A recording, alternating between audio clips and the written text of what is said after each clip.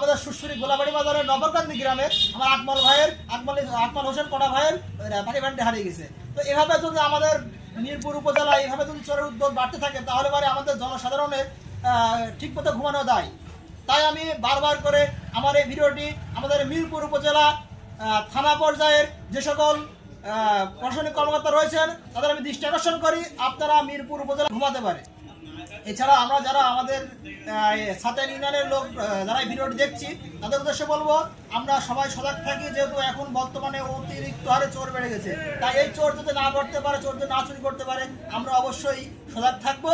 সবাইকে ধন্যবাদ দিয়ে এই ভিডিওটি লাইক, কমেন্ট ও শেয়ার করে এবং আমার এই আইডিটা ফলো দিয়ে আমার সঙ্গে থাকবেন নতুন নতুন ভিডিও পেতে। সবাইকে ধন্যবাদ। আসসালামু আলাইকুম।